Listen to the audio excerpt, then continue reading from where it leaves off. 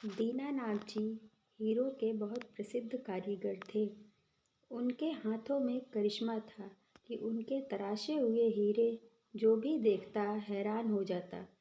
ऐसी कारीगरी देख ग्राहक भी मुंह मांगी रकम देने को तैयार हो जाते और सुनार को मोटा मुनाफा मिलता।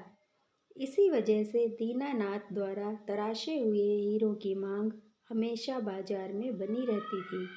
वो सुनारों से हीरा ले आते और अपने घर बैठकर उसको तराश कर सुनार को वापस दे देते।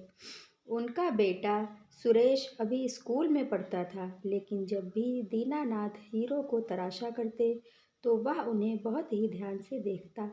उसकी उत्सुकता और हीरो के प्रति लगाव देख वो उसे भी अपने हुनर की बारीकियां समझाने लगे। कभी कभी तो वो उसे एक छोटा सा हीरा दे देते और कहते कि जैसा मैंने समझाया उसी तरह से तुम भी तराश के दिखाओ। और सुरेश बहुत लगन से हीरा तराशता। जैसे जैसे वक्त बीतता गया, उनका सुरेश भी अच्छा कारीगर बन गया और दीनानाथ जी बहुत खुश थे। अब वो सुनारों से ज़्यादा हीरे लाते और दोनों बाप बेटा मिलकर उनको तराशते। लेकिन अब तक उन्होंने सुनारों को अपने बेटे की कार्यकुशलता के बारे में नहीं बताया था। एक दिन अचानक दिल का दौरा पड़ने से दीनानाथ जी की मौत हो गई। बेटा गम में डूब गया। उसे पिता की मौत का सदमा इतना गहरा लगा कि वो हर वक्त दीवार पर टंगी अपने पिता की तस्वीर को ही निहारता रहता।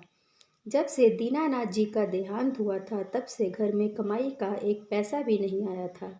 घर में दाल रोटी खत्म होने की नौबत आ गई थी। तब माँ ने उसे सुनारों के पास जा कुछ काम मांगने को कहा ताकि घर का खर्चा तो चल सके। और कोई चारा न देख उसने अपने को संभाला और बाजार निकल पड़ा। दीनानाथ के चले जाने के बाद सुनारों ने हीरो की तराशी का काम दूसरे कारीगरों को देना शुरू कर दिया था। कुछ सुनारों ने तो सीधा यह कहकर टाल दिया कि जब काम होगा बुला लेंगे, और कुछ ने अभी कोई काम नहीं है कहकर उसे चलता किया।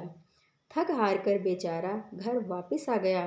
घर के हालात अच्छे ना होने की वजह से उसने कहीं नौकरी करने की भी सोची, लेकिन फिर ये सोच कि उससे तो हीरो के अलावा कुछ आता ही नहीं, वो मायूस हो गया। कुछ दिन ही बीते थे कि एक दिन एक आदमी उनके घर आया। उसे मालूम ही नहीं था कि दीनानाथ जी का तो देहांत हो गया था। ये सुन उसे बहुत दुख हुआ और वो जब चलने को हुआ तो सुरेश ने पूछा, क्या कोई काम था?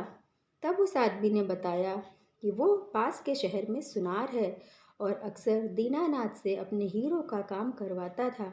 ये सुन सुरेश ने उसे आग्रह किया कि वो एक हीरे का काम उससे करवा के देखे।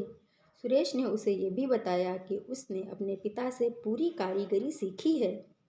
यह बात उस सुनार को ठीक लगी और उसने सिर्फ एक हीरा सुरेश को दिया और कहा कि इसे तराश कर कल मुझे दुकान पर दे जाना। अपने पिता को प्रणाम कर सुरेश काम में जुट गया। सारी रात लगा उसने उस हीरे को तराशा और सुबह उस सुनार के पास पहुंचा। उस हीरो को देखते हुए उस सुनार के मुंह से सिर्फ एक ही बात निकली, कौन कहता है कि दीनानाथ जी नहीं रहे? दीनानाथ तो मेरे सामने खड़े हैं, सुरेश के रूप में। यह तो अपने पिता की ही परछाई है। ये सुन सुरेश की आंखों में आंसू आ गए। ये कहानी हमें ये बतलाती है कि अपने हुनर को पहचानो, जीवन में आगे बढ़ने के लिए परिश्रम करो और अपने काम को लगन से करो, तभी सफलता तुम्हारे कदम चूमेगी।